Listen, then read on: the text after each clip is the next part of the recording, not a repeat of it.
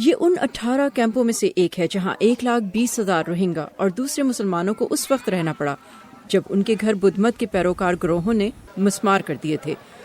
Myanmar کی شہریت کے حق سے محروم یہ روہنگا جیل جیسے حالات میں رہ رہے ہیں جہاں صحت عامہ، کام اور تعلیم جیسی سہولیات تک رسائی نہیں۔ عورتوں اور بچیوں کے لیے یہ حالات خصوصاً پریشانی کا باعث ہیں۔ انہیں صفائی کی ناقص حالات کے باعث روزانہ مشکلات کا سامنا کرنا پڑتا ہے۔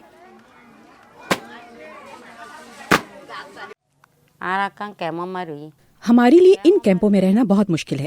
اس کا اثر ہماری صحت پر پڑتا ہے، لیکن علاج کی سہولت نہیں ہے، ڈاکٹرز نہیں ہیں۔ اگر کسی حاملہ عورت کی زچگی میں پیچیدگی ہو جائے تو کلینک ڈھونڈتے ڈھونڈتے بچہ ضائع ہو سکتا ہے۔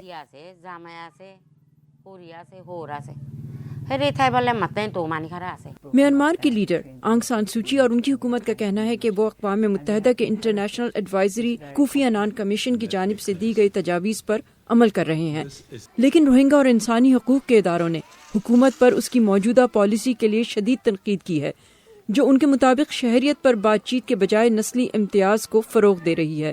حکام کیمپس کی حدود کے نزدیک اور ایسے علاقوں میں پختہ مکانات تعمیر کر رہے ہیں جہاں اکثر سیلاب آتے ہیں۔ ان ناگفتہ حالات میں بھی اپنے بچوں کی تعلیم جاری رکھنے کی خواہش مند خواتین اسکول کے خرچے کے لیے اپنے راشن کارڈز دوسروں کے ہاتھوں بیچنے اور خود فاقے کرنے پر مجبور ہیں۔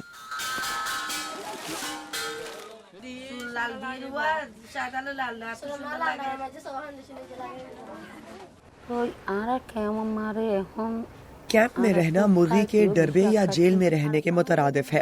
ایک ہی چھوٹے سے کمرے میں نوجوانوں، شادی شدہ والدین اور بوڑھوں کا اکٹھا رہنا موضوع نہیں۔ بہت سی ماؤں کی ایک ہی امید ہے کہ ان کے بچے کمیونٹی میں پرسکون زندگی گزار پائیں۔ کیتھرین جپسن کے ساتھ صبا شاہ خان، وائس آف امریکہ۔